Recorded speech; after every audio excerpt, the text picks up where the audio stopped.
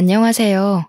제 소개를 간단하게 하자면 지금은 40살을 훌쩍 넘긴 남자라면 치가 떨리는 여자입니다. 30대 후반, 젊다면 젊은 나이, 먹을 만큼 먹었다면 먹은 나이에 이혼을 하게 된 한의사이기도 하고요. 제가 살아온 인생을 아주 짧게나마 털어놓고 싶어서 이 채널을 찾게 되었습니다. 여기엔 저처럼 파란만장한 결혼 생활 혹은 결혼 준비를 하셨던 분들이 많더라고요. 공감이 되기도 하고 제 이야기도 만만치 않은 터라 이렇게 찾아와 익명의 힘을 빌려 썰을 풀어봅니다. 다시 생각해도 황당하고 어이없고 화딱지가 치미는 이야기지만 속 시원하게 한번 털어보겠습니다. 제 이야기는 실패한 첫 결혼부터 시작해보겠습니다.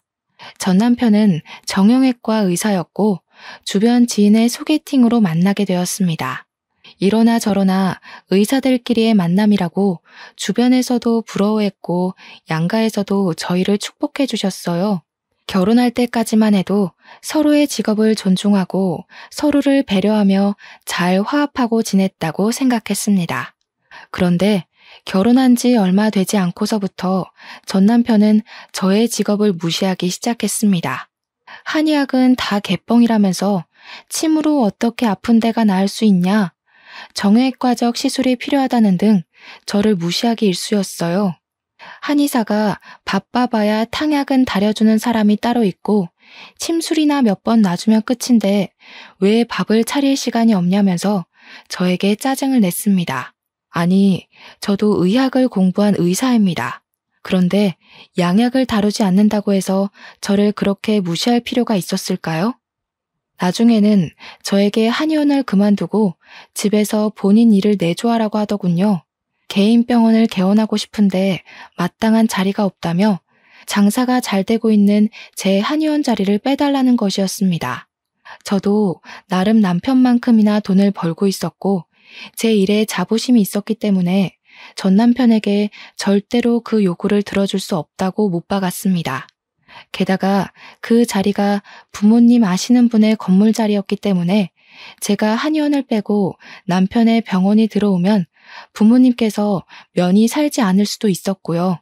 제가 계속 버팅기니까 시댁에서도 저를 괴롭히기 시작한 거였죠. 예전에는 한의사 며느리라고 예뻐 죽겠다면서 용돈도 쥐어주시던 전 시모는 저에게 김장을 하러 오라고 강짜를 놓지를 않나, 시부는 여자가 바깥일 해봐야 남편 기죽이는 일이라면서 당장 그만두라고 호통을 치곤 하셨습니다. 저는 제가 그 수모를 견뎌가며 전 남편과의 결혼 생활을 유지해야 할 필요를 느끼지 못했어요. 저만 해도 혼자 월 500만 원의 수입을 가지고 오는데 혼자 살면 넉넉하게 쓰고도 남을 돈 아니겠습니까? 단지 남편과의 2세 계획 때문에 돈을 모으고 무리해서 큰 평수로 이사를 갈 생각을 하고 있었기에 허리띠를 졸라맸을 뿐이었어요. 시댁 식구들은 저에게 한의학이라고 해봐야 풀 몇 개 다려놓고 돈 받아가는 거 아니냐면서 진정한 의사는 양약 의사라고 했습니다. 그러면서도 매 계절마다 한약을 공짜로 받아가고 저에게 공진단을 내놓으라고 협박을 하셨죠. 제가 돈 좀 벌고 바쁘다는 핑계로 사실은 남편과의 결혼 생활이 한멸나서이긴 했지만 아이를 가질 생각을 하지 않으니까 더욱더 압박이 들어왔습니다. 제가 남몰래 피임약을 복용하고 있었거든요. 결혼하고 나서부터 쭉 제 일도 그렇고 남편과 얼마나 더 살 수 있을지 기약이 없었기 때문에 나름 저를 보호하고자 하는 마음에서 시작한 피임이었어요. 그런데 그걸 시모가 알게 되었고 그때부터 저는 시댁에서 대역죄인 취급을 받아야만 했습니다. 시부는 저에게 가정에 충실하지 않고 바깥일 한답시고 싸돌아다니니까 애가 생기지 않는 거라며 저를 무시하셨어요. 전 남편과의 오해의 골은 점점 깊어지고 소리를 지르며 싸우는 날이 많아졌습니다. 제가 정말 전 남편 이야기를 하자면 밑도 끝도 없이 이야기를 할 수도 있어요. 저는 결국 결혼 6년 만에 두 손 두 발을 다 놓게 되었습니다. 제가 이혼하자고 울고불고 매달렸고 전 남편은 냉큼 도장을 찍어주었습니다. 그리고 6개월 만에 자기가 다니던 병원 간호사랑 재혼을 하더라고요. 언제부터 만났는지는 제가 알아본 적 없어서 모르겠지만 아마도 저랑 이혼하기 전부터 만남이 있지 않았을까 싶습니다. 바람이라고 하면 바람이죠. 이미 전까지 다 털려버린 와중에 상간녀 소송을 걸기 위한 자료를 모을 힘이 없어 저는 그들의 결혼을 그냥 지켜봐야 했습니다. 솔직히 배신감도 전혀 들지 않았어요. 단지 나이도 어리고 세상 물정 모를 것 같은 그 재혼한 간호사가 불쌍할 지경이었습니다. 제 나이 38살에 그 일을 겪고 난 이후 저는 남자라면 완전히 치를 떨기 시작했습니다. 그래도 짧다면 짧고 길다면 길 수 있는 6년의 결혼 생활이었는데 이혼 도장을 찍고 모든 걸 정리하고 나니 남는 건 돈뿐이더군요. 돈이라도 얻어서 다행이라고 생각하고 있었는데 제가 이혼하고 나서도 부모님의 지인이신 건물주 때문에 한의원은 계속 유지하고 있었거든요. 그 자리를 호시탐탐 탐내던 전 남편은 저를 그 자리에서 쫓아내고 싶었는지 틈만 나면 전 시댁 식구들이 한의원으로 들이닥쳤습니다. 그러면서 침 한 번 맞으러 왔다, 철이 돼서 한약 지으러 왔다, 공진단 좀 줘라 하시며 공짜로 모든 볼일을 보고 가셨습니다. 저야 원장실에 있으니까 접수처에서 어떤 일이 벌어지는지 모르고 있었죠. 내가 이 집 시부모였던 사람이야 하면서 직원들을 협박해가며 공짜로 모든 볼일을 보고 있었다는 사실을 뒤늦게 알았습니다. 말도 안 되는 이야기를 해대면서 불이익을 주겠다고 직원들을 협박하는 바람에 저한테 속 시원히 털어놓지도 못했더라고요. 시댁 식구들뿐만 아니라 시부모의 지인까지 저희 한의원을 찾아와 공짜 진료를 보고 나서야 알게 되었습니다. 저는 이대로는 안 되겠다 싶은 마음에 직원들에게 진심으로 사과를 하고 한의원을 정리했습니다. 다른 동네로 이사를 가든지 해야 제 마음이 편할 것 같았거든요. 저한테 뭐 맡겨둔 사람처럼 한약을 내놓으라고 하는데 저는 전 시모가 약초라도 캐온 줄 알았다니까요. 제가 이사를 결심하고 건물주분께 이 자리에 정형외과 계약만큼은 하지 말아달라고 했어요. 제 사정을 다 알고 계신 덕분에 알겠다는 답변을 받았지만 또 건물주 입장에서는 하루빨리 공실이 비어야 하는 것도 있어서 제가 그러지 마시고 만약 전 남편이 계약을 하러 오면 월세를 2배 받으시라고 일러두었습니다. 당연히 전 남편이 그 자리를 차지하기 위해 들이닥쳤고 건물주분은 저와의 약속대로 월세 2배의 계약을 했고 한의원의 특성이 좋아서 찾아오시던 분들도 그 자리에 정형외과가 들어오니 자연스레 다른 한의원을 찾아가셨더라고요. 파리만 날리다가 잔뜩 월세만 밀리고 쫓겨났다고 들었습니다. 이래서 의사도 의사 나름이지 무작정 개원한다고 다 잘 되는 것도 아닌가 봐요. 속으로 얼마나 고소했는지 모르겠어요. 저는 그 이후로 신도시로 이사를 했습니다. 어차피 혼자 사는 인생인데 큰 집도 필요 없겠다 싶어서 오피스텔 하나 잡고 나름 신식 건물에 보증금 빵빵하게 채워서 한의원을 차렸습니다. 인테리어를 신식으로 싹 바꾸니까 깔끔하고 고급스러운 분위기가 나더라고요. 요즘은 시선을 사로잡는 그런 분위기가 중요하다고 인테리어 업자가 비싼 돈 주더라도 한 번에 잘해보자고 하더니 정말 그 말이 딱 맞는 게 아니겠어요? 솔직하게 말하자면 애들을 상대로 하는 진료가 정말 돈이 잘 되긴 하거든요. 죽어서도 남는 건 돈이라는 마음으로 한의원을 운영하기 시작했습니다. 처음에는 아무래도 생긴 지 얼마 안 된 한의원이다 보니 손님이 별로 없었는데 제가 침을 잘 놓는다는 소문이 맘카페에 돌았대요. 애 어른 할 거 없이 점점 줄을 서서 저에게 진료를 받기 시작하셨죠. 한약도 보통은 6개월에 한 번씩은 권장을 드리거든요. 소아 같은 경우에는 면역력 증진, 밥 잘 먹는 한약, 키 크는 한약을 내세워서 팔았더니 정말 하루 종일 탕약기가 쉬는 날이 없을 정도로 바빠졌어요. 어르신들도 제가 침 맞으시면 쑥뜸이나 부항도 공짜로 해드리고 했더니 좋다고 매일같이 오셔서 진료받고 가셨고요. 그러다 보니 환자가 어마어마하게 늘어났고 매일같이 도장을 찍는 단골분들도 생겼습니다. 제가 또 성격이 할 말 다 하는 성격이긴 하지만 일할 때는 친절한 척 착한 척하며 진료를 봐서 그런가 평이 점점 좋아지더라고요. 여자는 결혼하면 손해라는 말이 있지 않습니까? 그 말이 딱 어울리게 혼자 사니까 너무 여유롭고 좋더라고요. 항상 저녁 시간이 저에게는 전쟁이나 다름없었거든요. 이유는 역시 남편에게 차려줘야 하는 저녁 식사 때문이었죠. 일을 마치고 부랴부랴 준비해야 했기 때문에 제가 좋아하는 반찬이 아니라 반찬 가게에서 사온 반찬들로 준비해야 했어요. 빠르고 간편하게 후다닥 준비할 수 있는 반찬과 국 위주로 준비하다 보니 어느 날부터 제가 무슨 음식을 좋아했었는지를 모르겠더라고요. 그런데 혼자 살기 시작하면서 외식도 하고 혼자 먹고 싶은 요리를 해서 먹기 시작하니까 정말 천국이나 다름없는 기분이 들었습니다. 집도 오피스텔이긴 하지만 투룸에 드레스룸까지 딸려 있어서 혼자 살기 넓고 충분했어요. 우리 부모님만 전 남편이 재혼했다는 소식을 뒤늦게 접하시고는 저에게 제가 뭐가 못난 게 있어서 혼자 궁상을 떠냐고 하셨습니다. 은근히 전 남편이 재혼하고 저는 혼자 산다는 게 지는 느낌이 드셨나 봐요. 선자리를 막 들이미시더라고요. 몇 번 속아서 혹시 부모님의 애원에 선자리에 나가보긴 했는데 영 마음이 내키지 않고 불편했습니다. 여러분, 자만추라는 말 아세요? 자연스러운 만남 추구라는 요즘 애들이 쓰는 말이래요. 근데 저는 그 말이 가슴에 콕 박히더라고요. 자연스럽게 만나서 물 흐르듯이 그런 연애가 하고 싶었습니다. 물론 결혼을 하라고 하면 싫다고 도망갈 것 같았지만요. 아무튼 선자리를 4번 정도 나갔을 때 도저히 안 되겠다 싶어서 그 뒤로는 부모님이 들이미는 선자리를 피해 다녔어요. 한의원에 몰두해서 운영하고 있었던 와중에 문득 그런 생각이 드는 게 아니겠어요? 제가 너무 햇볕을 안 보고 사는 것 같은 거예요.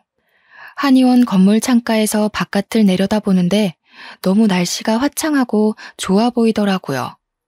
창문으로 맞는 공기의 냄새가 아니라 바깥에 나가서 온몸으로 그 공기를 물씬 느끼고 싶었습니다.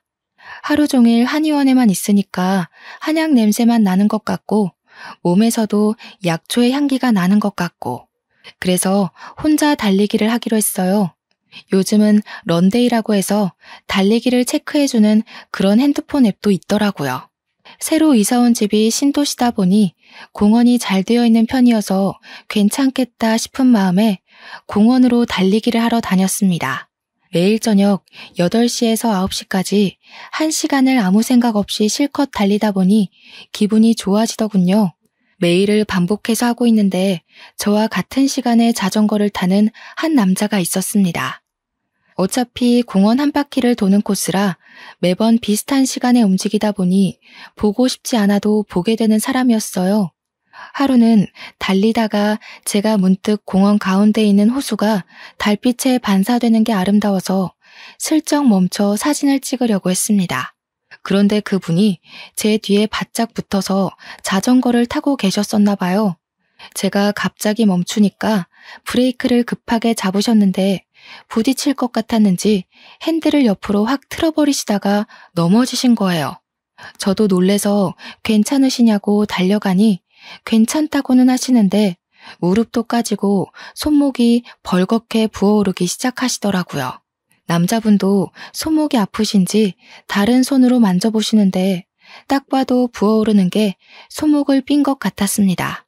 제가 슬쩍 양해를 구하고 만져봤는데 뼈를 다친 건 아닌 듯 싶었지만 열감이 슬슬 올라오더라고요. 너무나도 죄송한 마음에 명함을 찾는데 운동하러 나온다고 아무것도 들고 나오지 않아서 어찌해야 되나 고민했습니다. 그래서 제가 저희 한의원 위치를 대충 설명을 해드리고 거기 운영하는 한의사다 손목을 치료받으러 오셨으면 좋겠다고 했습니다. 그러면서 처음으로 눈을 마주치게 되었는데 세상에 생긴 게 완전 조각 미남인 거예요. 얼굴이 달빛에 은은하게 반사가 되어서 반쪽은 딱 그림자가 지는데 콧날이 얼마나 오똑한지 저도 모르게 멍하게 얼굴만 보게 되더라고요. 거기다가 자전거를 오래 타셔서 그런가 몸에 지방 덩어리가 하나도 없는 게 몸매도 탄탄하고 허벅지는 정말 축구선수 저리 가라더군요. 저한테 멋쩍게 웃으시면서 아, 한의사님이셨구나 하시며 오늘은 가봐야겠다고 다음에 한의원에 한번 들리겠다고 하셨습니다.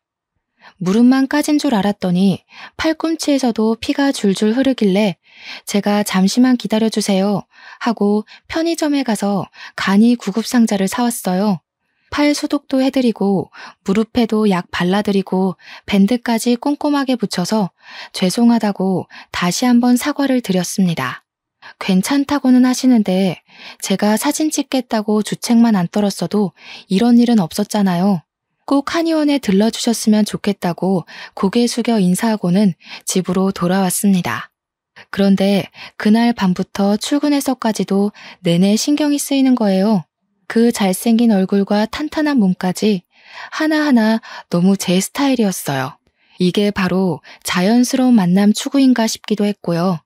근데 제 나이가 벌써 42인 상태였는데 기분은 저보다 연배가 조금 있어 보였거든요.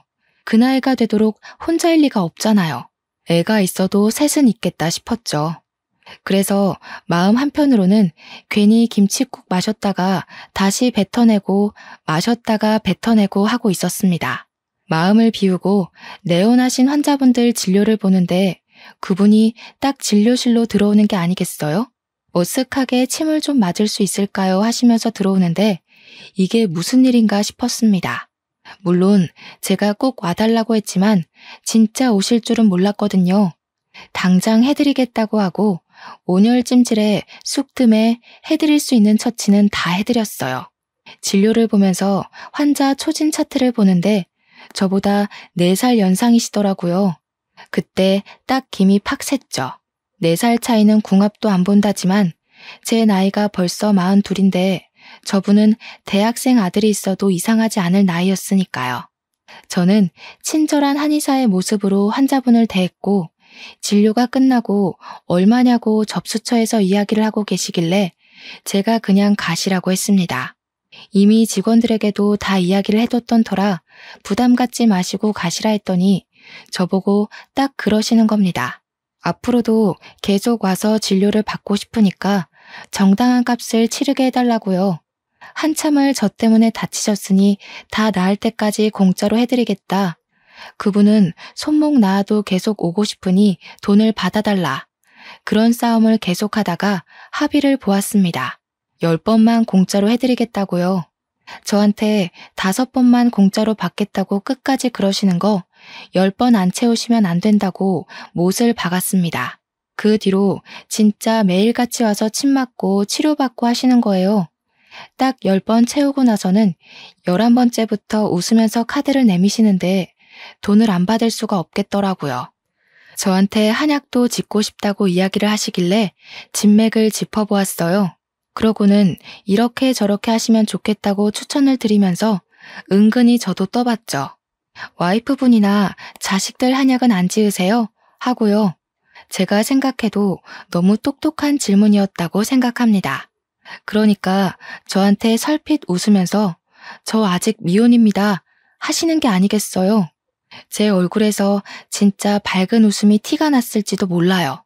속으로 유레카를 외쳤거든요.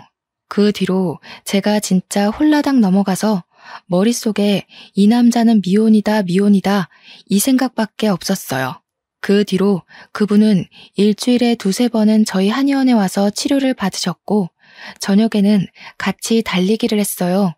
자전거를 타는 게 시원하고 기분 좋다고 하시더니 제가 자전거를 못 탄다고 하자마자 자전거를 두고 나오시는 거예요. 저랑 속도를 맞춰서 같이 달려주시는데 진짜 20대에도 못 느껴본 설렘과 몽글거림이 가슴속에 콕 박혀서 떠나질 않더라고요. 이렇게 계속 뜨뜨미지근하게 지내니까 저도 이 남자가 점점 더 궁금해지기 시작했어요. 은근히 무슨 일을 하시길래 낮에도 침을 맞으러 오시냐고 물어보니까 자기는 재무관리사라고 하더라고요. 재무관리사라고 하면 주식이나 투자 이런 거 생각하지 않겠어요? 직업까지도 너무 멋있는 거죠. 제가 멋있다고 하니까 한의사가 더 멋있는 직업 아니냐고 하는 거예요. 여성이 전문적인 직업을 가지고 있는 게 훨씬 가치 있는 거라고 말을 해주는데 순간 울컥 하더라고요. 전 남편이 저를 얼마나 무시했었는지 막 그때 기억이 나면서 제 가치를 알아준다는 게 너무 행복했어요. 그래서 저도 모르게 제 전 남편이 이런 마인드였으면 참 좋았을 텐데 하고 말했습니다. 그랬더니 저한테 이혼을 하셨냐고 물어보더라고요. 숨길 것도 아니니 이혼했다고 이야기를 했죠. 몇 년 전에 했고 미련 있는 건 절대 아니라고 덧붙이니 저에게 안도의 한숨을 내쉬며 다행이래요. 기혼일까봐 조마조마했다고 하는 겁니다. 그게 무슨 소리일까 싶어서 왜 기혼일까봐 조마조마해요? 하니 저에게 다이렉트로 숨기지 않고 딱 이야기하더라고요. 제가 한의사님한테 관심이 있습니다. 이렇게요. 고백도 어쩜 남자답게 그렇게 멋있게 하는지 저 정말 한눈에 뿅 가버렸잖아요. 그 뒤로 우리는 매일같이 달리고 숨을 고르는 시간 동안 참 많은 이야기를 나누었습니다. 학교는 어디를 나왔는지, 어느 동네에서 유년 시절을 보냈는지, 학창 시절을 어떻게 보냈는지 그런 이야기들요. 그분은 자기가 학창 시절에 공부를 안 해서 골칫덩어리를 맞고 있었다고 했어요. 그런데 좀 의구심이 들었죠. 재무관리사라면 똑똑해야 하는 거 아닌가 싶어서요. 그러니 그렇게 대단한 건 아니라고 겸손을 떨더라고요. 그러면서 자기는 아직 미혼이라고 했습니다. 저야 이미 환자 차트를 보고 있었지만 모르는 척하면서 이렇게 멋있고 잘났는데 왜 미혼이냐고 물어봤어요. 그랬더니 제 눈을 진하게 바라보면서 저를 만나기 위해 아직 미혼이었던 것 같다고 하는 거예요. 그날부터 저희는 정말 정식으로 사귀기로 했습니다. 근데 원래 사귀면 서로의 집도 오가고 집에서 데이트하면서 같이 밤도 새우고 하는 맛이 있어야 하지 않겠어요? 멀끔하게 생겼지만 집안이 개판이면 실망스러울 것 같기도 하고 아무래도 나이도 있고 재혼 각을 재다 보니 성향이 잘 맞는 사람을 만나고 싶었단 말이죠. 전 남편은 항상 양말을 뒤집어서 벗어두는 나쁜 놈이었거든요. 그래서 이번에는 미리미리 파악해서 그런 성향까지 잘 맞는 사람을 만나고 싶었습니다.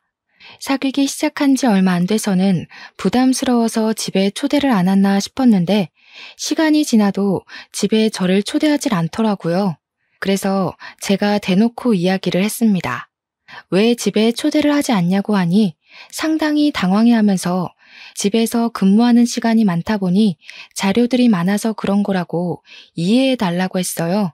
아무래도 개인정보가 어쩌고 저쩌고 하면서 변명을 하는데 생각해보니 재무관리사니까 그럴 수 있겠더라고요. 다른 사람의 재산과 개인정보를 가지고 투자를 대신해주는 거니까요. 오히려 이해 못한 사람이 된 기분이 들어서 제가 미안하다고 했습니다. 그러다 보니 우리 집에서 보통 데이트를 하고 같이 지내고 하게 되었어요. 그런데 약간 이상한 게 보통 집에서 데이트를 하고 하룻밤 자고 가라고 한 5번 이야기를 하면 그중에 한 번 정도만 자고 가는 거예요. 집에 꿀단지라도 숨겨둔 거 아닌가 했는데 고객관리 차원에서 집에서 근무하는 일이 많으니까 이해를 좀 해달라고 하더라고요. 그게 주식이 해외 시장 같은 경우에는 새벽에 열리고 공인인증서가 필요해서 어쩔 수 없대요. 잘 모르는 분야이기 때문에 제가 이해할 수밖에 없었어요. 그렇게 나이 40을 훌쩍 넘기고 데이트다운 데이트를 해보기 시작했습니다. 전 남편과는 소개팅으로 만난 사이지만 거의 선짜리나 다름없었기 때문에 서로의 조건만 보고 서둘러서 결혼을 했거든요. 지금 남자친구와는 SNS에서 맛집을 검색해서 찾아가고 TV에 나오는 맛집 여행기를 보면서 같이 먹으러 다니고 그랬어요. 데이트 명소라는 여의도 벚꽃놀이도 처음으로 가봤고요. 양평 두물머리에 핫도그가 유명한 거 아시나요? 거기서 핫도그를 먹으며 노을 지는 강을 딱 둘러보는데 너무 좋더라고요. 안면도에서 칼국수를 먹으며 밤바다 구경하면서 맥주도 한 캔 하고 정말 너무나도 행복했어요. 그렇게 행복한 마음이 지속되니까 어느 날부터는 이 사람이랑 평생을 함께하고 싶다는 생각이 머릿속을 지배하더라고요. 이 사람의 손을 꼭 잡고 있는 날이면 그 시간이 멈췄으면 좋겠다 싶을 정도로 사랑의 온기가 느껴졌습니다. 시간이 흐를수록 저의 마음은 깊어지는데 이상하게도 저에게 프로포즈를 할 생각이 없는 것 같더라고요. 그래서 제가 먼저 용기를 내서 프로포즈를 했습니다. 남자만 프로포즈 하라는 법은 없잖아요. 제가 프로포즈를 하니까 조금 당황해하는 듯 하더니 한숨을 깊게 내쉬고는 저에게 시간을 줄 수 있냐고 했습니다. 저는 무슨 일인가 싶었어요. 하지만 제대로 정확한 이야기는 해주지 않고 정리할 게 조금 있다고 기다려달라고 했습니다. 저는 인내심을 가지고 기다렸어요. 하지만 한 달이 흘러도 저에게 이렇다 저렇다 말이 없는 거예요. 그래서 제가 다시 한번 물어봤죠. 무슨 일이길래 기다려달라는 말 이후에 아무런 말이 없냐고요. 혹시라도 제가 싫어진 건 아닌지 그런 의중을 정확하게 알고 싶었습니다. 그랬더니 그제야 솔직하게 이야기를 하더군요. 사실은 예비 신랑네 부모님께서 좀 힘들게 살고 계신다고 했습니다. 저는 약간 의문이었죠. 제가 한의사로 돈 많이 벌고 있는데 그게 무슨 상관일까 싶었습니다. 그래서 매달 얼마씩 들어야 하냐고 물어보니 매달 80만 원씩 드리고 있대요. 그거야 뭐 둘이 벌어서 충분히 드릴 수 있는 금액 아닌가 싶었고 또 예비신랑 직업이 재무관리사인데 월 80만 원이 부담되어서 저와의 결혼을 미뤘다는 게 이해하기 어렵긴 했어요. 그래서 저는 그런 문제는 별거 아니다. 결혼 준비하자고 이야기를 했습니다. 우리 집에 먼저 인사를 드리러 갔으면 좋겠다고 이야기를 하니까 또 한숨을 쉬면서 할 이야기가 남았다는 거예요. 이번에는 또 무슨 소리를 할지 걱정도 좀 되고 그래서 솔직히 다 털어놔 보라고 이야기했어요. 숨기려고 숨긴 건 아니었다고 하면서 머뭇대는데 자기가 사실은 허울 좋은 재무관리사지 사실은 보험팔이나 다름없다는 겁니다. 저 완전 머리가 띵해지는 거예요. 물론 보험 설계사를 비하하는 건 아니지만 재무관리사랑 보험 설계사는 완전히 다른 직종이잖아요. 그래서 제가 그거는 작정하고 속인 게 아니냐고 했더니 요즘은 보험팔이도 뭐 재테크의 일종이라고 하면서 재무관리사라고 이야기를 한다는 겁니다. 말도 안 되는 궤변이라는 생각이 들면서도 이 사람이 나에게 잘 보이고 싶어서 이런 거짓말을 했구나 하는 생각이 들었어요. 한마디로 콩깍지가 제대로 쓰여서 눈 가리고 아웅한 셈이죠.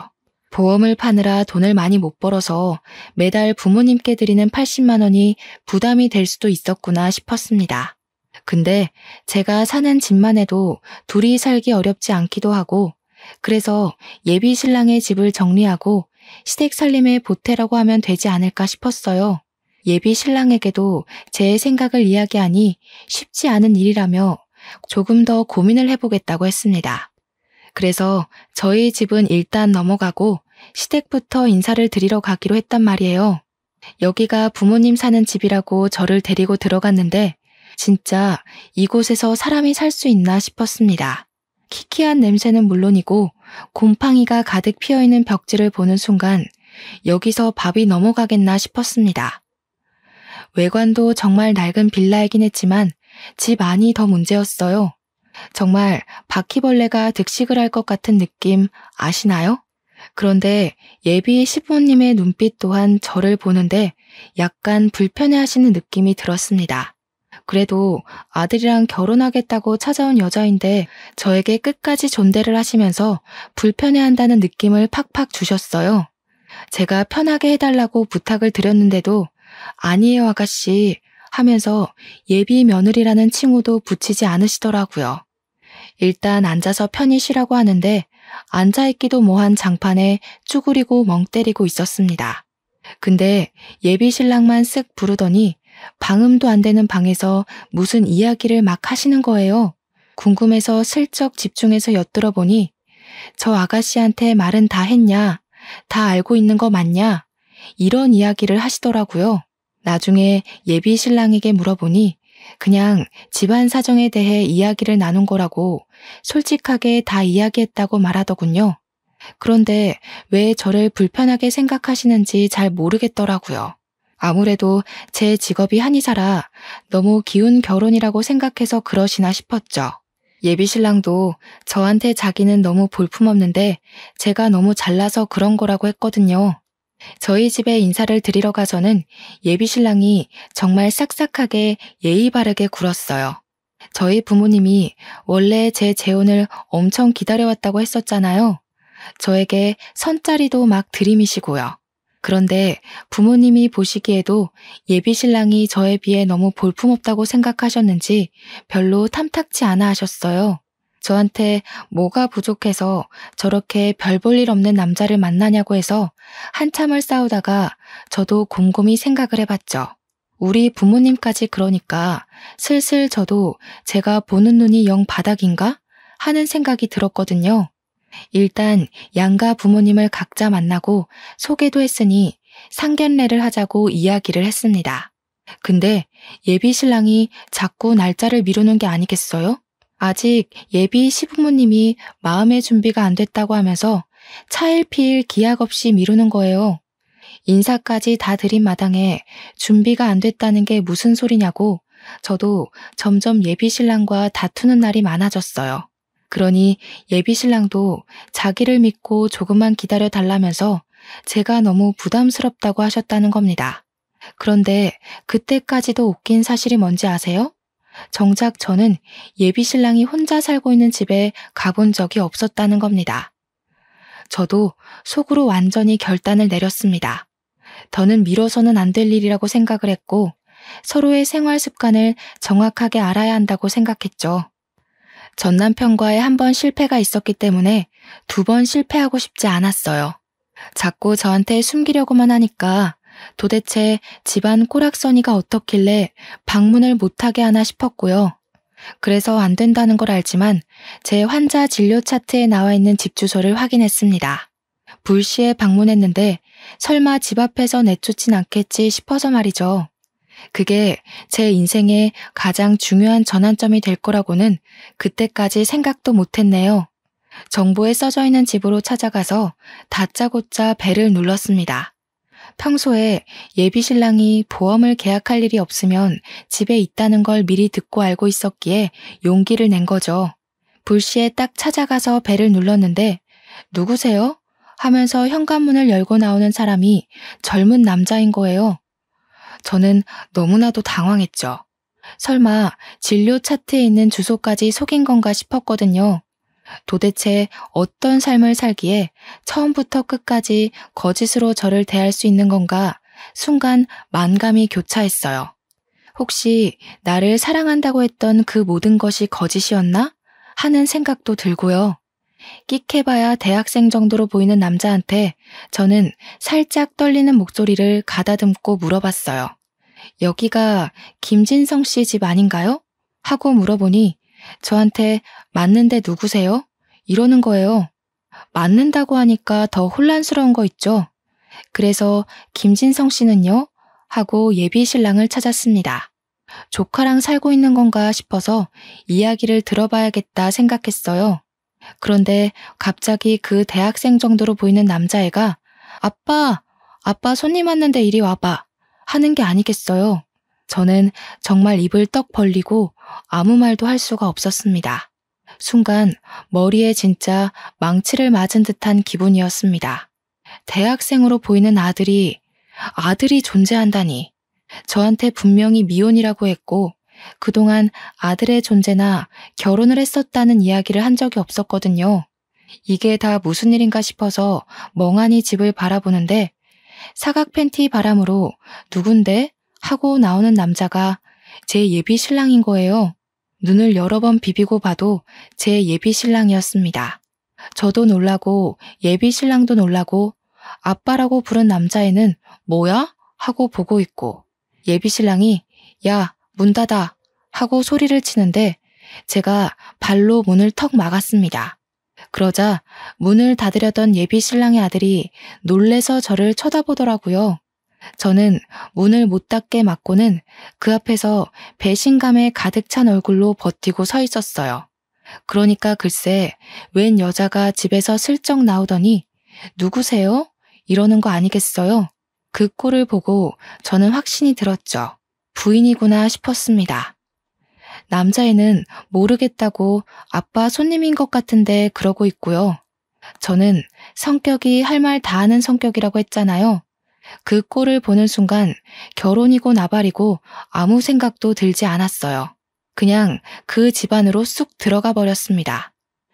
웬 여자가 갑자기 집으로 들어오니 사정을 알고 있는 예비 신랑만 혼비백산이 되고 와이프로 보이는 여자와 아들인 남자는 저를 미친년 보듯 보더군요.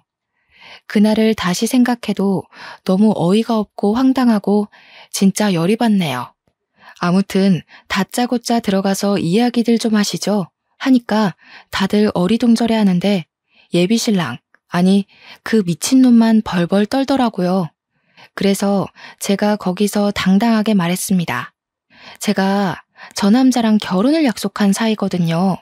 물론 와이프가 있다는 이야기도 다 큰 아들이 있다는 이야기도 못 들었습니다. 혹시 저랑 결혼하기로 했다는 이야기를 들은 적 있나요? 그러니까 아들도 와이프도 전부 기겁을 하면서 미친 거 아니야? 누가 미친 거야? 전현이 미친 거야? 네가 미친 거야? 난리가 나더라고요. 머리가 지끈거리면서 아파지는데 저도 이대로 당하고만 있을 수 없잖아요. 확실하게 끝을 내더라도 저를 속인 저놈이 벌은 받고 끝나야 하지 않겠어요? 저도 몰랐어요. 저한테는 미혼이라고 했거든요. 저랑 여행도 잘 다니고 저희 집에서 자주 밤을 새웠기 때문에 꿈에도 생각 못했습니다.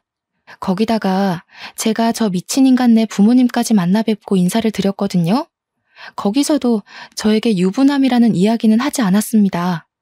제가 정확하게 이야기를 하니까 와이프라는 사람은 분노에 벌벌 떨고 아들이라는 사람은 경멸의 눈초리로 저와 예비신랑을 쳐다보더군요. 저도 진짜 그 자리에서 정신력으로 버텼지 아니었으면 기절을 했을지도 모르겠네요. 그제야 이야기를 와이프가 풀어두는데 알고 보니 혼인신고는 하지 않은 사실혼 관계라고 하더군요. 저도 어이가 없어서 사실혼에 애까지 두고 사냐고 그게 뭐냐고 물어보니까 여자가 자기네 나라에서는 그렇게 산다는 게 아니겠어요? 자세히 보니까 조금 이국적으로 생긴 것 같길래 어디 나라에서 왔냐고 물으니 프랑스 혼혈이라고 하더군요. 프랑스에서는 혼인신고 같은 거 안 하고 사실혼을 다 인정한대요. 알고 보니 예비 신랑이 프랑스에 배낭여행을 갔을 때 첫눈에 반한 여자를 보쌈하듯 데리고 온 거라고 했어요. 두 번째 만남에 뱃속에 이미 새 생명을 잉태해버려서 한국으로 데리고 온 거라고 하더군요. 아무래도 친정이 프랑스라서 아들이랑 같이 왔다 갔다 하는 사이에 바람을 피운 것 같다고 했습니다. 시부모도 자기가 프랑스 혼혈이라서 싫어했다면서 자기가 다다음 주에 프랑스로 잠시 또 떠나 있는데 그동안 일을 진행하려고 한 것 같대요. 저한테 측은한 얼굴을 하며 똥 밟으셨네요 하는데 이 여자도 평범한 여자는 아니구나 싶었습니다. 아들은 예비 신랑 보면서 미친 거 아니냐고 화를 씩씩 내지 와이프는 저보고 똥 밟은 거라고 하지. 가운데서 머리가 터지는 줄 알았습니다. 그래서 제가 화를 참지 못하고 큰 소리를 내면서 말했죠. 야, 너도 뚫린 입이 있으면 말을 해봐. 이게 다 어떤 상황인지. 도대체 나랑 뭘 어쩌려고 그런 건지 말을 해보라고. 그러니까 그제야 세 명의 눈초리를 견디지 못하고 우물쭈물 입을 열더군요. 매달 80만 원의 양육비를 주면 다 해결될 거라고 생각했다면서 자기도 이렇게 아등바등 돈 버는 거에 눈돌아 사는 게 힘들었대요. 이 현실이 너무 싫고 지겨워서 조강지쳐버리고 저랑 결혼을 해버릴 생각으로 일을 꾸몄다고 했습니다. 도대체 저는 무슨 죄가 있어서 이런 남자를 만나게 된 걸까요? 제 생각은 하나도 하지 않고 본인 사는 게 척박해서 한의사인 저를 만나 팔자를 피고 싶었다는 게 그게 사람이 할 말인가요? 그러면서 예비 신랑이 지 와이프한테 오히려 소리를 막 지르더군요. 야, 내가 보험 팔면서 하루 벌어 하루 먹고 사는 처지에 네 비행기 값 대느라 얼마나 힘든 줄 알아? 나도 그 돈 모아서 여행 가고 싶고 비싼 옷 사 입고 싶거든? 그것도 못 벌면서 나한테 같이 살자고 한국에 데려온 네가 더 양심 없는 거 아니야? 거기다가 바람을 피우고도 이렇게 당당해 네가? 갑자기 둘이 싸우기 시작하는데 저는 도대체 여기서 뭘 하고 있는 건가 싶었습니다. 그래도 마음에 남아있는 수상쩍음을 풀어보고자 여기까지 찾아온 게 신의 한 수라고 생각했어요. 정말 조상님이 도와서 제가 이 사기꾼에게 더 넘어가지 않고 일을 멈출 수 있게 된 거라고 믿게 되었습니다. 만약 그날 제가 집에 찾아가지 않고 덜컥 혼인신고를 했다면 어떤 일이 벌어졌을까요? 상상도 하고 싶지 않습니다, 정말. 그렇게 부부싸움하는 걸 한참 동안 어이없이 바라보고 있는데 아들이라는 놈이 이만 갑옷이라고 하는 겁니다. 근데 저도 점점 열이 뻗치고 이대로는 가만히 가서는 안 되겠다 싶은 생각이 들었어요. 그래서 신발을 신고 집안에 성큼성큼 들어가서 설거지통에 물을 가득 받아서 그 부부에게 뿌려버렸습니다. 부부싸움하다가 물벼락을 맞고는 저를 빤히 쳐다보는데 진짜 두 눈을 찌르고 싶더군요. 야, 이 사기꾼 같은 년놈들아. 아주 끼리끼리 잘 만났다. 당신 혼인빙자 사기꾼으로 소송 걸 거니까 그런 줄 알아. 당신네 부모한테도 똑바로 전해. 정신 차리라고. 그래서 나한테 속인 거 다 말했냐? 솔직하게 말했냐? 뭐 그딴 이야기 한 거지? 그러니까 꿀먹은 벙어리가 돼서 눈알만 굴리더군요. 내 눈앞에 두 번 다시는 띄지 마라. 너 내가 아주 걷지도 못하게 만들어버릴 거니까. 아니, 누가 누구 보고 소송이래? 너도 상간녀야, 상간녀. 그래, 상간녀 소송 걸고 싶으면 한번 걸고 넘어져 봐. 저 인간이 나한테 미혼인 척한 거, 나 속인 거 아주 증거는 차고 넘치니까. 우리 나눈 대화부터 전화통화, 우리 병원에 방문해서 미혼이라고 한 것까지 전부 다 기록으로 남아있어. 누가 이기나 한번 해보자고. 소송비는 될 수 있고. 제가 열받아서 막 우다다 쏟아내니까 둘 다 아무 말 못했어요. 그러고는 뒤도 돌아보지 않고 그 집에 침 한 번 뱉고 나왔습니다. 하지만 저는 그 인간을 혼인빙자 사기로 소송을 걸 수 없었습니다.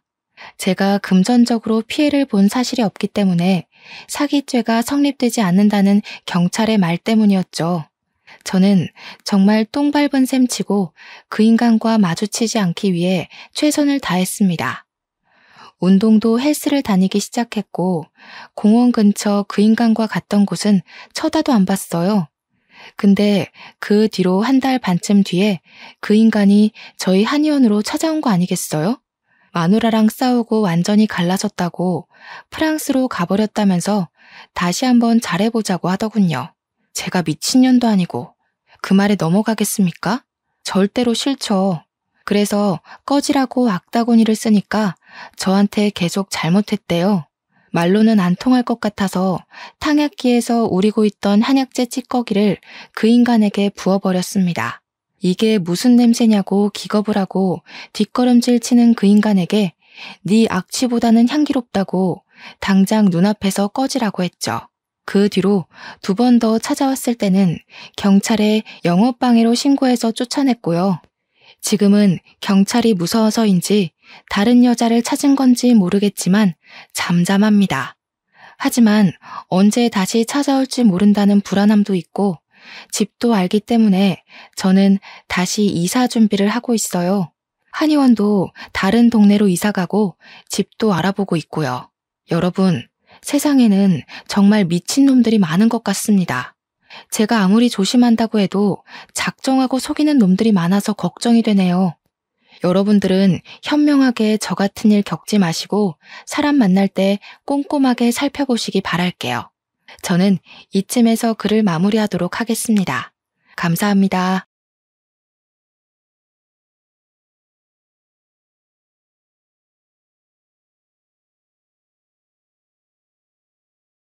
저는 서울에 살고 있는 28살 여성입니다.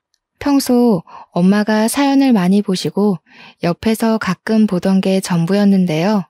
세상 사람들이 정말 이런 많은 사연을 가지고 사는구나, 진짜일까 생각했는데 그 일이 저한테도 일어났지 뭐예요.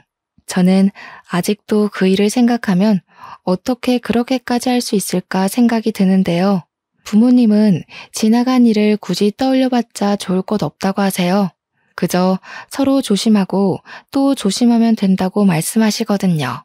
어떻게 보면 인생에 대한 쓴 경험이라고, 인생 공부라고 좋게 생각하고 있습니다. 하지만 곱씹어보면 괘씸한 일이었기에 쉽사리 잊히지 않아요. 제가 결혼은 미친 짓이라고 생각하게 된 계기에 대해 말씀드리고 싶어서 이렇게 글을 적게 됐네요. 불과 2년 전에 일어났던 일이거든요. 저에겐 위로 3명의 오빠가 있습니다. 큰 오빠와는 15살, 둘째 오빠는 14살, 셋째 오빠와는 8살 차이가 나고요. 딸이 귀했던 저희 집은 제가 늦둥이로 태어나자 너나 할 것 없이 금지옥엽처럼 아끼면서 키우셨어요. 하지만 아들만 키우셨던 부모님은 저도 예외는 없다고 하셨습니다. 여자의 몸으로 세상을 살아가려면 혹독하게 자라봐야 한다며 엄하게 훈육을 하셨거든요. 여자라서 남자라서가 아니라 스스로 무언가를 해낼 수 있는 자신감을 심어주기 위해 노력하셨어요. 돈의 소중함을 알기 위해 용돈 기입장은 물론이고요. 한 달에 10만 원을 용돈으로 주셨는데 모자란 돈에 대해서는 각자 알아서 해야 한다는 룰이 있었습니다.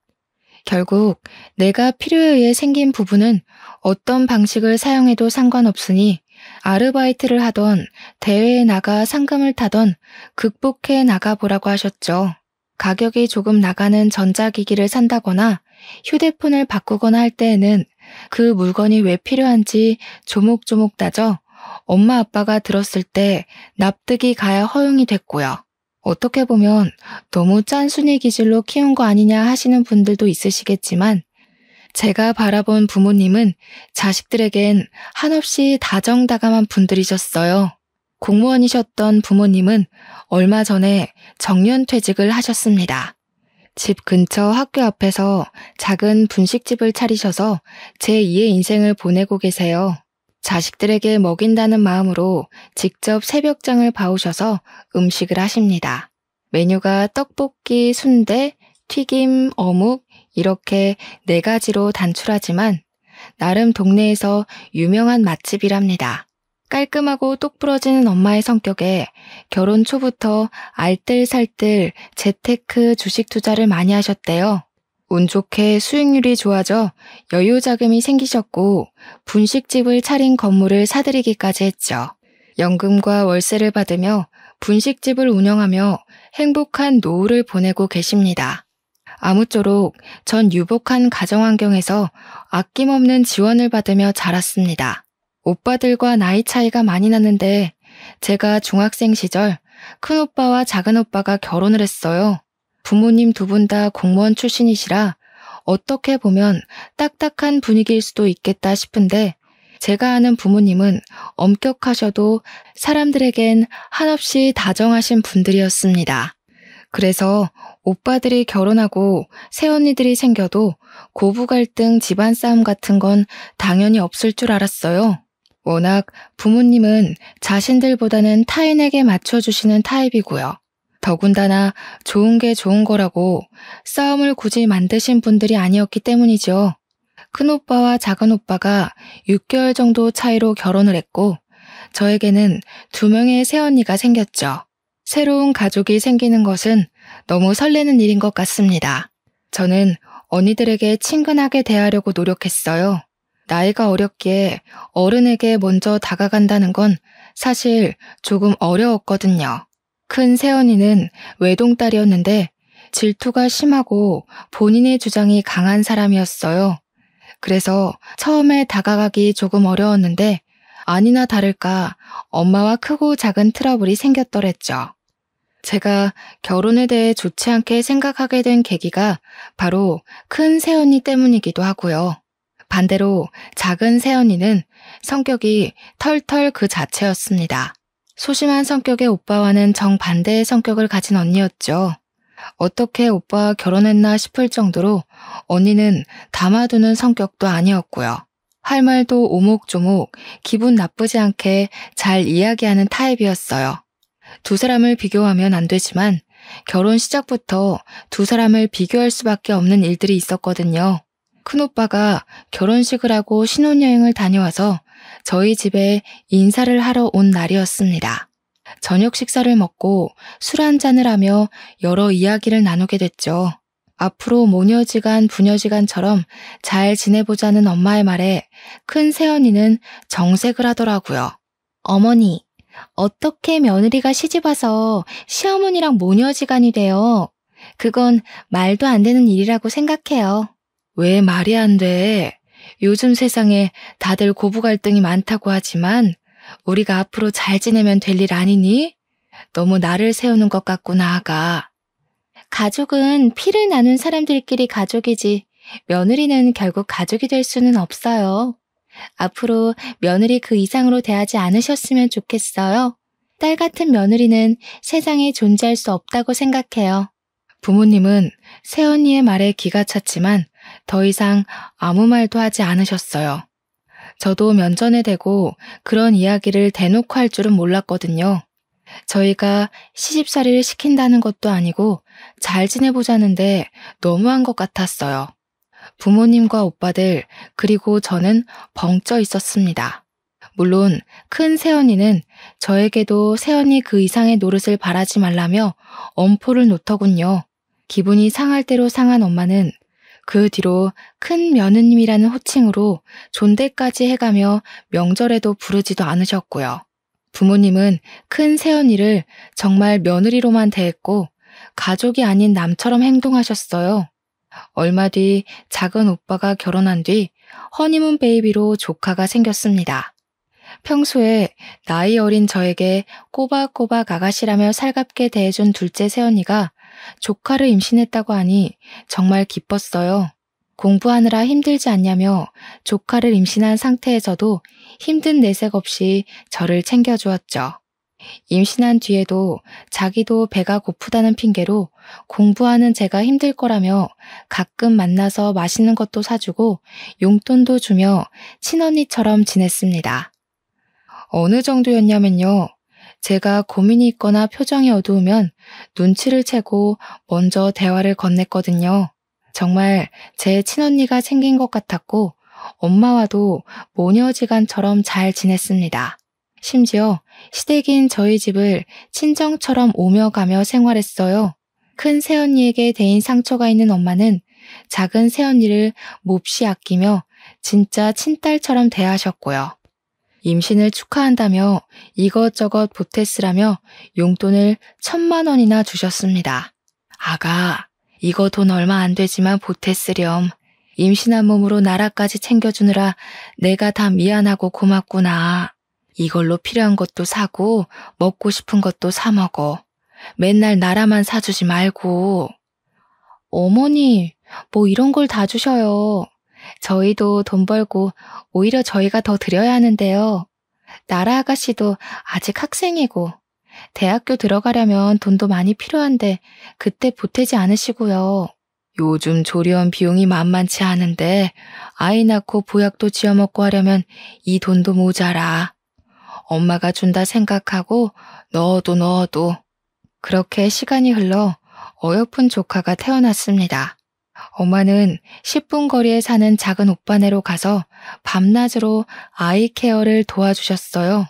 작은 새언니가 혼자만의 시간도 갖고 조금이라도 푹 쉬어야 한다며 저도 가끔은 언니와 조카가 보고 싶다는 핑계로 학교가 끝나면 언니가 좋아하는 달달한 커피와 간식거리를 사서 갔고요. 너무 자주 가서 나중에는 작은 오빠에게 싫은 소리도 듣긴 했지만 저는 정말 행복했거든요. 첫 조카가 태어난 지 100일쯤 됐을 때 큰오빠네도 임신 소식을 알려왔습니다. 엄마가 둘째 새언니에게 돈을 줬다는 소식을 들었는지 큰오빠를 통해서 노골적으로 돈을 보태달라는 티를 내더라고요. 그렇게 안 입고 왔으면 본인이 직접 와서 이야기를 해야지 몸이 힘들다는 이유로 큰오빠만 보내서 대뜸 돈 달라고 하니 어린 저였어도 정말 당황스럽더라고요. 사실 큰오빠는 똑부러지는 성격이 아니었는데 약간 휘둘리기 좋은 성향이거든요.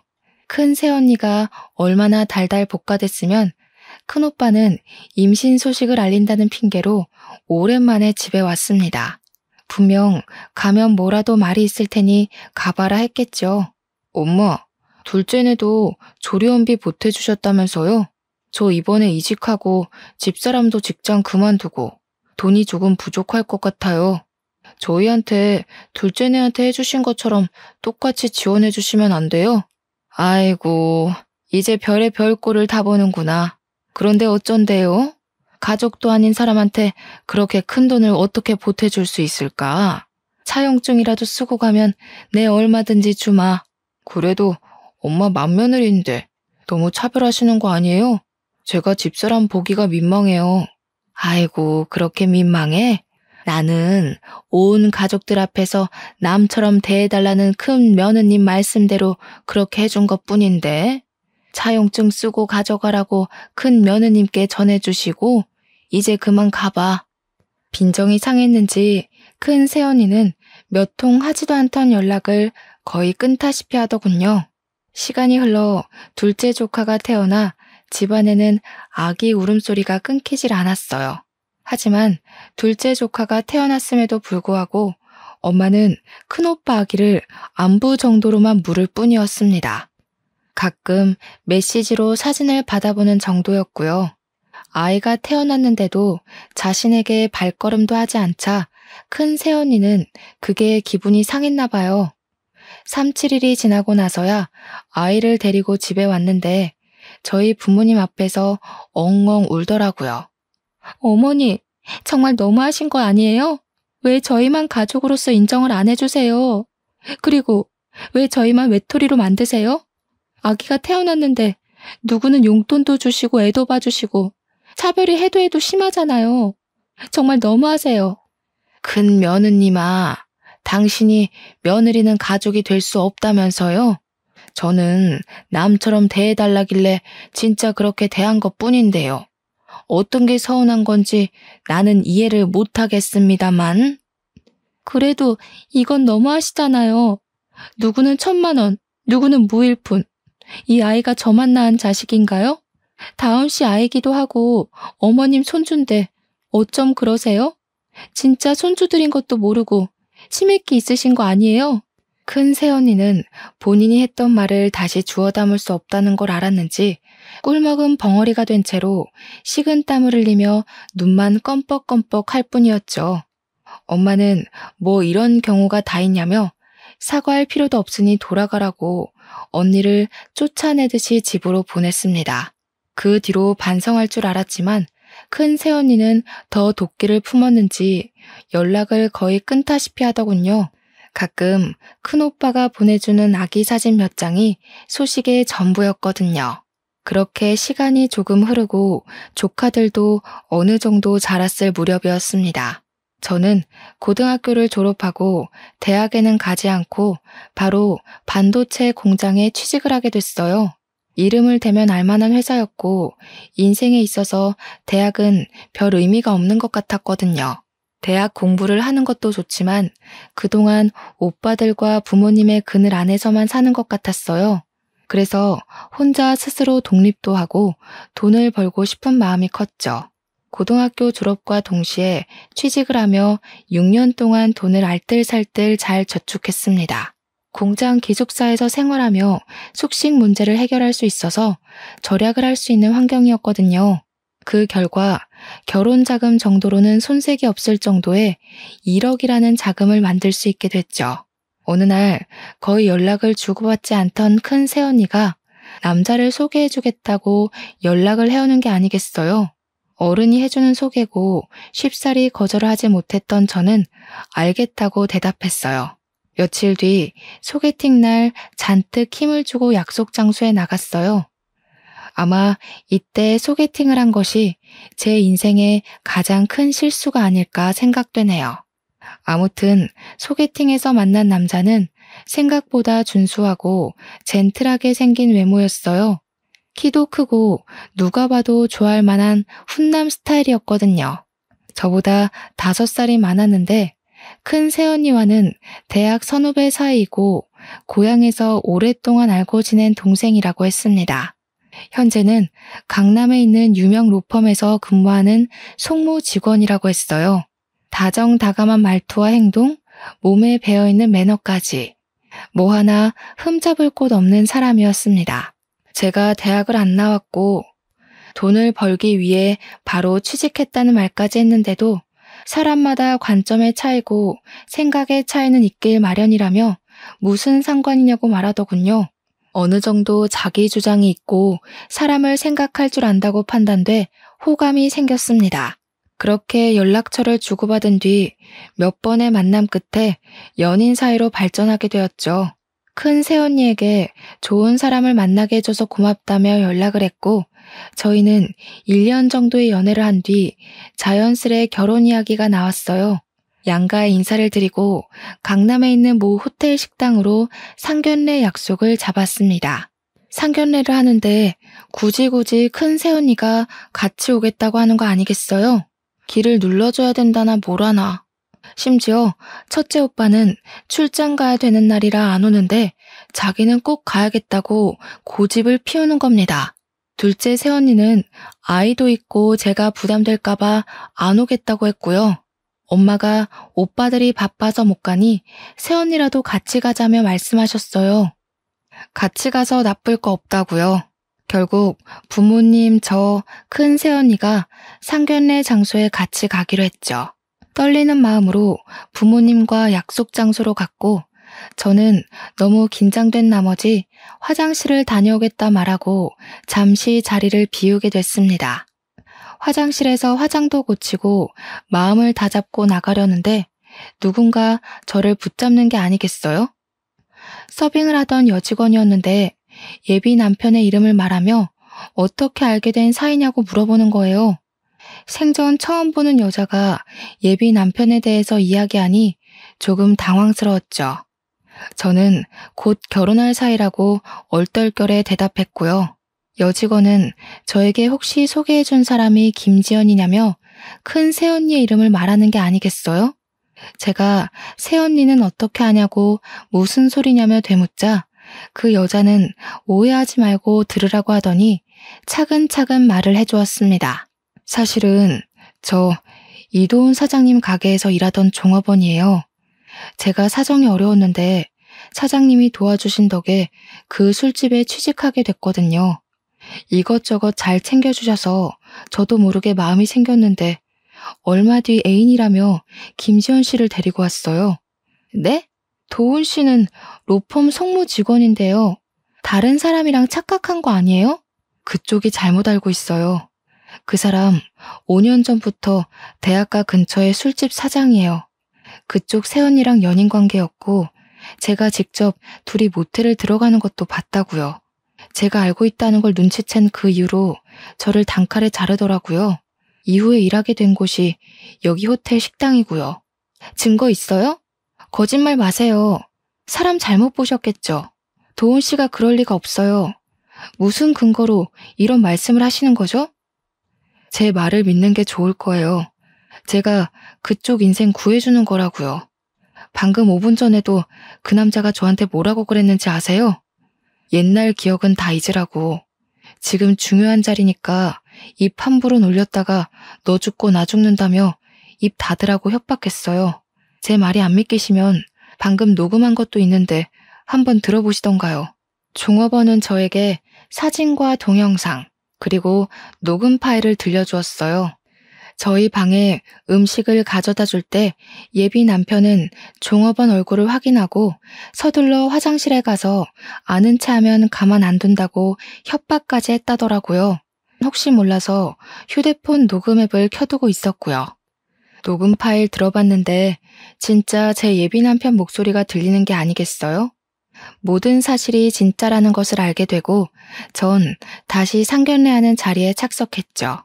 신경을 곤두세우고 있던 탓일까 마음을 조금은 가라앉힐 틈도 없이 둘의 미묘한 눈빛을 읽게 됐고요. 왜 큰 새언니가 굳이 제 상견례 자리에 따라오겠다고 고집을 피웠는지 이해됐죠. 그리고 뻔뻔하게 제가 둘의 관계를 모른다고 생각했는지 어른들 몰래 둘이서 테이블 밑으로 손까지 잡더라고요. 아, 종업원 말이 다 맞았구나 싶었습니다. 너무 기가 막히고 황당한 사실을 접한 것도 모자라 제 눈으로 확인하다니요. 아니겠지 하고 다시 보니 서로의 눈에서 달콤한 꿀이 뚝뚝 떨어지고 있는 게 아니겠어요? 둘의 관계를 눈앞에서 목격한 저는 머리를 망치로 한 대 얻어맞은 기분이었습니다. 아무리 각자 모은 돈으로 양가 보탬 없이 결혼했다 하지만 요즘엔 잘해줘도 못해줘도 욕을 먹더라고요. 그래서 내가 조금은 가볍게 설명을 드리려고 인쇄해 왔어요. 어머니, 이게 다 혼수 목록인가요? 혼수도 저희가 알아서 드린다고 했는데 다른 크게 필요한 알이 생기면 그때 도움을 받아도 될 것 같거든요. 말씀은 과하지만 혼수 비용이 3천만 원이나 드는 건 너무 과하다고 생각해요. 양가 부모님, 예비 남편이 있는 자리에서 애써 표정 관리를 했습니다.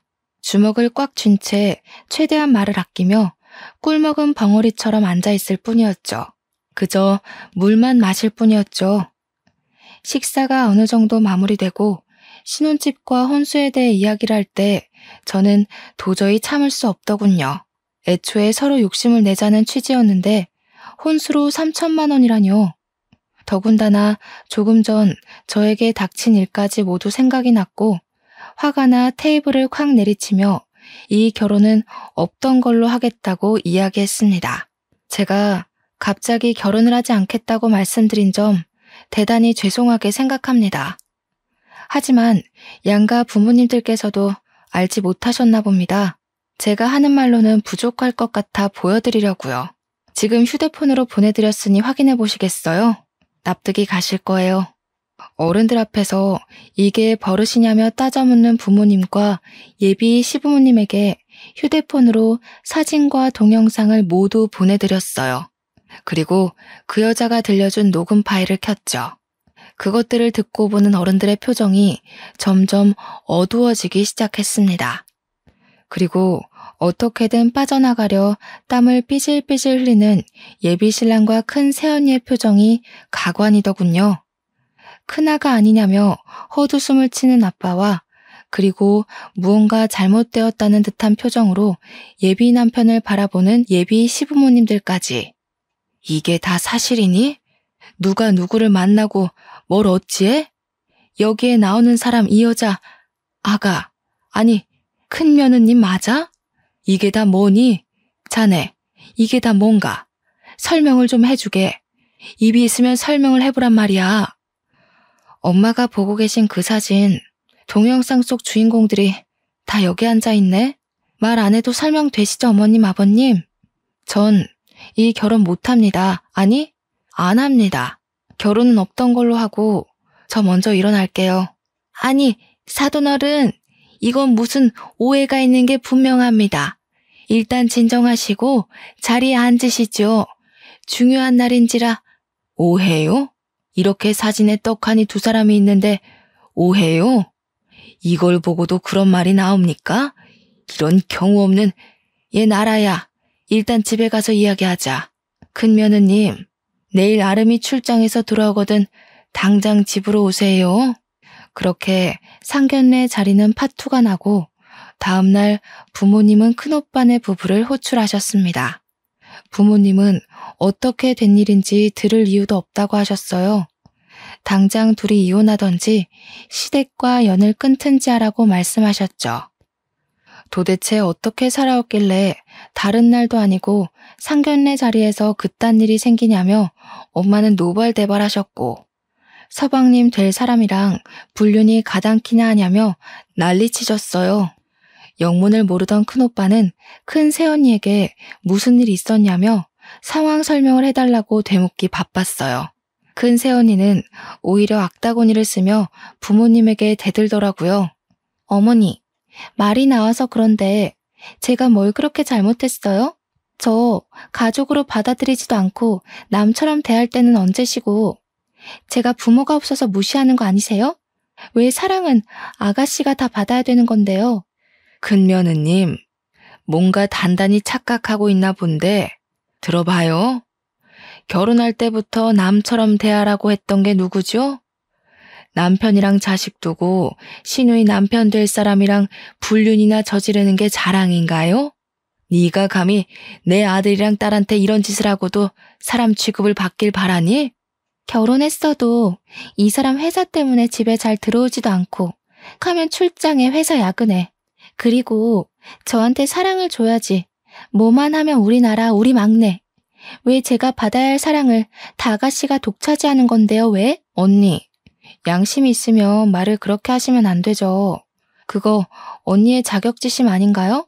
제가 어려서는 잘 몰랐지만 지금은 너무 기가 막힐 따름이네요. 이제껏 언니를 조금이라도 좋은 사람이라고 생각했던 제가 제일 잘못인 것 같네요. 뭐라고요? 그래요. 질투나서 그랬어요. 내가 받을 사랑 다시 가져오고 싶어서 복수하려 했다고요. 아름씨마저 그놈의 나라. 이 집에서 난 아무것도 아닌 게 너무 싫었어요. 알고 보니 이 사단이 난 건 큰 새언니가 가족들의 사랑을 독차지하고 싶어서 저에게 본인의 불륜 상대였던 고향 후배인 예비 남편을 소개해 준 거였어요. 결혼을 해서 출가 외인이 되면 저에게만 쏠리던 관심이 자기에게도 오지 않을까 하는 생각을 했었다는 겁니다. 말도 안 되는 이야기를 들으신 부모님은 충격을 받으셨죠. 부모님은 뒷목덜미를 잡으며 그저 한숨을 내쉴 뿐이셨어요. 저는 아무 말도 없이 서 있다 화가 치밀어 무릎 꿇고 앉아있는 큰 새언니의 뺨을 후려 갈겨버렸습니다. 말릴 틈도 없이 이루어진 저의 돌발 행동에 순식간에 집안은 살얼음판이 돼버렸죠. 저는 그 자리에서 분노에 차 소리를 쳤습니다. 아까도 말했지만 일말의 양심이라도 남아있다면 오빠랑 이혼하세요. 그리고 지금 나한테 저지른 죄값, 감옥에 가던 무릎을 꿇고 빌던 죄값 달게 받아요. 아니면 새언니랑 큰오빠가 우리랑 인연을 끊던지 새언니가 알아서 기어나가던지 뭐라도 하지 않으면 내가 새언니 무너뜨릴지도 몰라. 알겠어? 큰오빠는 표정이 굳은 채로 언니와 이혼하겠다며 말하고 자신이 알아서 해결할 테니 걱정 말라며 큰 새언니를 끌고 밖으로 나갔습니다. 너무 화가 나 주체가 되지 않는 감정에 어찌할 수가 없던 저는 방에 틀어박혀 분노가 섞인 눈물을 흘릴 뿐이었어요. 휴대폰을 꺼두고 모든 연락을 차단하자 그날 저녁 예비 남편이 집으로 찾아오더군요. 무릎을 꿇으며 빌며 미안하다고 사과를 하더라고요. 도훈 씨가 무슨 염치가 있어서 여기로 와? 인간도 아닌 저급한 새끼. 어떻게 사람의 탈을 쓰고 이 엄청난 일을 아무렇지 않게 할 수가 있는 거지? 도대체 어디서부터가 진실이고 거짓이야? 입이 있으면 말을 해보란 말이야. 무조건 미안하다. 나도 처음부터 그럴 생각은 없었어. 내가 순간 어떻게 됐었나 봐. 나라야, 한 번만 봐줄 수 없을까? 내가 다 설명할게. 나도 그 여자한테 노란한 거라고. 내 말 좀 믿어줘. 미친 거 아니야? 처음부터 작정하고 접근한 거였으면서 지금 이 순간에도 거짓말이 나오니? 너 로펌 송무직원 아니라며. 대학가에 있는 부어비어라는 술집, 그거 네 거라며. 속일 게 없어서 그런 걸로 날 속여? 나라야, 내가 다 설명할게. 정말 나 한 번만 믿어줄 수 없겠어? 나도 그 여자가 시키는 대로 한 거야. 정말 내가 후회할 짓을 했어. 우리 결혼 다시 생각해 줄 수 없을까? 내가 이렇게 무릎 꿇고 빌게. 그만하고 가. 한마디만 더 하면 경찰에 신고해버릴 테니까. 큰 소리 낼 기운도 없으니까 그만 가라. 이제 도훈 씨랑 나 아무 사이도 아니야. 꺼져. 너 정말 이럴 거야? 내가 전부 다 설명한다잖아. 우리 사랑했잖아. 미안하다고 계속 사과하잖아. 내 말 안 들어줄 거니? 그 시간들이 너무 아깝지 않아? 그만 가라고 했어. 나도 더 이상은 참지 않아. 그리고 아깝지 않냐고? 당신 같은 사람을 믿고 사랑을 한 내가 바보 천치다. 당장 내 눈앞에서 꺼져버리라고. 한바탕 소란이 일고 며칠의 시간이 흐른 뒤 저에게 등기우편 하나가 오더군요. 무엇인가 하고 보니 제 앞으로 고소장이 날라온 게 아니겠어요? 알고 보니 욕설로 모욕을 주며 폭행을 했다는 이유로 5천만 원의 정신적 피해 보상을 요구한다며 큰 새언니와 예비 남편이 절 고소한 거였어요. 저는 그 길로 새언니를 찾아갔죠. 처음에는 문을 열어주려 하지 않길래 문을 부숴서라도 들어간다며 악다구니를 쓰니 열어주더군요. 아무것도 눈에 보이지 않던 저는 눈앞에 새언니가 나타나자마자 머리채를 휘어잡았죠. 이 미친년아, 네가 그러고도 사람이야? 네가 어떻게 나한테 이럴 수가 있어. 큰오빠 지훈이 봐서라도 좋게 넘어가려 했는데 내가 너무 억울해서 안 되겠어. 오늘 너 죽고 나 죽자. 너 이거 안 놔? 막내라고 오냐오냐 해줬더니 어디까지 기어올라? 네가 내 머리채 잡고도 무사할 것 같아? 진짜 미친 건 너야. 어디 배운 게 없어서 사람 머리채를 잡아? 당장 놔. 결국 주민들의 신고로 경찰이 오고 파출소로 연행됐습니다. 파출소로 연행된 이후에도 저는 큰 새언니에게 욕을 퍼부었어요. 얼마 뒤 큰 오빠와 부모님, 그리고 예비 남편, 예비 시부모님이 오며 겨우 진정이 됐고요. 예비 남편과 예비 시부모님은 무릎을 꿇으며 저에게 미안하다 사과하셨습니다. 큰오빠까지 조카를 봐서라도 자신을 봐서라도 한 번만 조용히 넘어가자며 저에게 부탁을 했어요.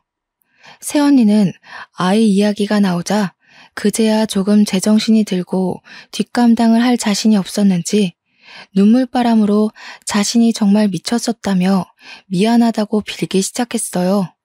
그 순간 해맑게 웃고 있는 조카의 얼굴이 아른거렸습니다. 어른들의 잘못인데 어린아이가 무슨 죄가 있어 이런 수모를 겪나 싶어 마음이 아팠어요. 저는 부모님과 겨우 집으로 돌아왔어요. 회사에는 사정을 이야기하고 한 달 정도의 휴가를 받았습니다. 사실 말이 한 달 휴가지 제 연차를 있는 대로 끌어모았고 병가를 더해 쉬는 거였죠. 그 한 달 동안 집에 틀어박히기도 하고 혼자 제주도로 여행을 다니기도 하며 생각 정리를 했어요. 작은 오빠 부부와 셋째 오빠는 저를 위로해주기 바빴어요. 둘째 새언니는 제가 혹시라도 안 좋은 생각이라도 할까 매일 전화해서 안부 묻기 바빴고요. 큰오빠는 저에게 연락할 염치도 없다며 그저 미안하다며 사과하는 장문의 문자를 남길 뿐이었죠. 사실 큰오빠는 새언니와 협의이혼으로 조용히 마무리하려 했습니다. 하지만 새언니가 이혼만은 안 된다며 계속 완강하게 버티고 또 버티는 게 아니겠어요? 마음이 약했던 큰오빠는 그 상황에서도 아이 때문인지 쉽사리 결정을 내리지 못했어요. 큰 새언니는 집을 나가지도 않고 버티며 아무 말도 아무런 행동도 하지 않았고요. 저희 가족 모두가 답답해하며 속만 썩혀가던 그때 이 상황을 해결해줄 구세주가 나타났습니다. 바로 둘째 새언니였어요. 둘째 새언니는 할 말이 있다며 저희 집으로 온 가족을 모이게 했죠. 자신이 나설 일은 아니지만 가족의 평화를 위해 조금 설치겠다고 하며 말을 하기 시작했어요. 큰오빠가 윗사람인데도 화가 잔뜩 난 표정으로 오빠를 다그쳤죠. 아주버님, 제가 뭐라 판단해드릴 건 아니지만 말씀드리고 싶어요. 아이와 가족들을 생각해서라도 빨리 결단을 내리셔야 해요. 그 정도 결단력도 없으면 인생 살면 안 됩니다. 누구의 아들, 누구의 오빠이기 전에 부끄럽지 않은 아빠가 되셔야죠. 재수씨, 내가 재수씨 볼 면목이 없어요. 정말 부끄럽습니다. 솔직히 어떻게 해야 할지 모르겠어요. 나라한테 한 짓 생각하면 찢어 죽여도 모자란데 아이가 있으니 쉽사리 판단이 되질 않아요. 우리 생각 말고 형이랑 지훈이만 생각해. 근데 나는 미래를 위해서는 이혼을 하는 게 맞는다고 봐. 솔직히 같이 살 수 있어? 나라한테 그런 짓까지 했는데 더군다나 바람까지. 애 엄마로서도 며느리로서도 빵점이야. 그러면 안 되는 거였다고. 이혼 소송 진행은 제가 맡아드릴게요. 상간남 소송도 가능한 거 아시죠? 원만하고 깔끔하게 협의 이혼을 하는 게 제일 좋은 방법이지만 저쪽에서 가만히 있질 않으니 저희도 응당한 대가를 치르게 해줘야 한다고요. 나라 아가씨 생각해서라도 제가 그냥은 못 넘어가겠네요. 그러고 둘째 새언니는 상견례 이후 있었던 일을 부모님께 말씀드렸어요. 부모님은 그런 일이 있었으면 진작에 말을 하지 그랬냐며 절 나무라셨죠. 어머님, 아버님, 제가 집안일에 괜히 나선다고 한 건 다 나라 아가씨를 위하는 마음 하나였어요. 어렸을 때부터 봐왔던지라 더욱 특별하거든요. 형님이 저희를 얼마나 속인 건지, 저희가 모르는 무언가가 더 있는지 제가 직접 알아볼 겁니다. 소송도 직접 진행할 거고요. 너무 걱정하지 마세요. 며칠 뒤 둘째 새언니는 저를 데리고 갈 데가 있다며 차에 태워 어디론가 갔어요. 정말 마주치고 싶지 않았지만 둘째 새언니 손에 이끌려 도착한 곳은 큰오빠 집이었습니다. 예상치 못한 방문에 표정이 굳은 큰 새언니는 저희에게 돌아가라고 했지만 둘째 새언니가 문을 열지 않으면 시끄러워질 거라고 하자 결국 열어주더라고요. 집 안으로 들어서자마자 둘째 새언니는 큰 새언니를 바닥에 쓰러뜨리며 멱살을 잡은 채 소리쳤어요. 네가 감히 우리 아가씨를 우습게 봤어? 얼마나 얕봤으면 그딴 짓을 해? 내가 가만두지 않을 거예요. 형님, 신고하려면 하세요. 오늘 형님이 죽나 내가 죽나 한번 해봅시다. 이윽고 두 여자가 바닥에 뒤엉키며 격한 몸싸움으로 번졌어요. 급작스러운 상황에 저는 언니들을 말리기 바빴습니다. 결국 오빠들에게 호출 후 막내 오빠까지 와서 뜯어말린 뒤에야 진정이 됐죠. 큰 새언니는 경찰에 신고할 거라며 손해배상을 요구하겠다면서 악에 받쳐 소리치기 시작했고요. 둘째 새언니는 신고하라고 아기 엄마 된 도리로 적어도 불륜은 아니지 않냐며 애한테 쪽팔리지도 않냐고 사람들 고생시키지 말고 각자 갈 길 가라고 소리쳤어요. 우리 착한 막내가 아무것도 못하고 있는 것 같아서 언니 된 도리로 대신 때려줬다고 하면서요. 그 와중에도 아무 말도 못하고 서 있던 저는 오히려 미안해지기 시작했습니다. 큰오빠는 결국 불륜을 이유로 큰 새언니를 유책 배우자로 이혼 소송을 진행했습니다. 동시에 예비 남편을 상간남으로 고소했고요. 변호사였던 둘째 언니가 직접 소송을 맡았고 제가 갖고 있던 사진, 동영상들이 결정적인 증거가 되어 양육권과 친권은 모두 큰오빠가 가져올 수 있었습니다. 큰 새언니에게 양육할 의지가 보이지 않으며 그럴 환경이 아니라는 결과가 나왔거든요. 동시에 큰 새언니는 큰오빠에게 3천만 원의 위자료를 주게 되었고요. 조카에게는 큰 상처를 주게 된 것 같아 마음이 쓰이더라고요. 너무 미안해하지 마. 우리는 응당한 대가를 치른 거야. 네가 죄책감 가질 필요 없어. 상황이 이렇게 돼서 내가 오히려 미안해야 할 부분이지. 결과가 어찌되었든 그 상황이 길어져봤자 서로 좋을 건 없어요. 결론을 하루라도 빨리 봐야지. 안 그럼 우리 나라 아가씨 마음 고생하다 죽을 것 같아서 제가 무례를 범했네요. 사과드려요, 아주버님. 큰오빠가 이혼을 하며 부모님은 한숨을 쉬며 어렵사리 말을 꺼내셨습니다. 아름아, 내 이렇게까지 하기는 싫었다만 이혼을 하는 마당에 뭐 하나라도 확실하게 해두는 게 좋을 것 같아서 말이다. 혹시 모르니 친자 검사를 해보지 않으련? 미안하구나. 미안하실 것 없어요. 저도 친자 검사 생각하고 있었습니다. 서로 불신만 쌓일 바에는 확실하게 해두는 게 저도 좋아요. 며칠 뒤 유전자 검사 결과가 나왔고 다행히 큰오빠와 조카는 친자 관계가 성립했어요. 지금 보니 새언니가 했던 말 중 거짓말이 아닌 유일하게 진실한 부분이었네요. 이혼 후 큰오빠는 조카를 부모님께 잠시 맡기고 일부러 해외 지사에 근무 신청을 해서 싱가포르로 떠났습니다. 둘째 새언니는 조카가 외로움을 느끼지 않게 살뜰히 챙겨주었어요. 나라 아가씨, 나예요. 아직도 내가 많이 밉죠? 아마 그 감정 오래 갈 거예요. 아가씨를 처음 봤던 그날부터 지금까지 나는 아가씨를 그저 부러워만 했던 것 같네요. 식구들의 사랑을 독차지하는 아가씨를 보면서 나도 저렇게 사랑받고 싶다는 생각이 간절했었어요. 나도 어릴 때 부모님이 일찍 돌아가셔서 그런가 사랑이 많이 고팠나 봐요. 그러면 안 되지만 나한테는 아가씨가 방해만 되는 것 같아 솔직히 아가씨가 많이 미웠어요. 지금은 내가 잘못했다는 걸 깨닫고 물러나지만 굳이 아가씨에게 미안하다는 말은 하지 않을게요. 그동안 고마웠고 앞으로 좋은 사람 만나 잘 살길 바래요. 이 못난 큰 새언니, 아니 저를 훗날에 다시 만난다면 스쳐 지나가도 모른 척 해주세요. 잘 지내요. 큰 새언니는 이혼 후 저에게 처음이자 마지막으로 장문의 문자를 남기고는 그 뒤로 연락이 두절되었어요. 어디서 사는지 무얼 하며 사는지 알 수가 없더라고요. 큰오빠의 말로는 프랑스로 건너가 새로운 일을 시작할 것 같다고 하더라고요. 그렇게 사건은 마무리가 되었습니다. 저는 충격의 여파로 인해 잠시 방황을 했는데요. 휴가 기간 동안 결국 공장을 그만두고 1년 동안 백수로 살았어요. 아무것도 하지 않고 책과 텔레비전을 보며 집에 처박혀 있어 보기도 하고 제주도에서 한 달 정도 살아보며 생각 정리도 하고 어느 날은 하루 종일 미친 듯이 운동을 하기도 하며 지친 심신을 달래기 바빴죠.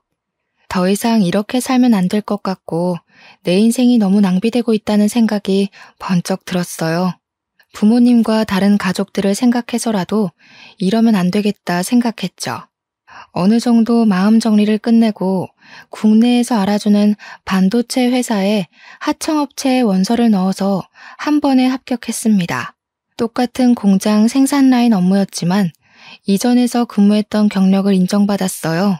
전 그동안의 상처를 잊기 위해 누구보다 열심히 일에만 몰두하게 되었고 2년 동안 근무 평점을 좋게 받아 본사 사무직으로 전환될 기회도 얻을 수 있었습니다.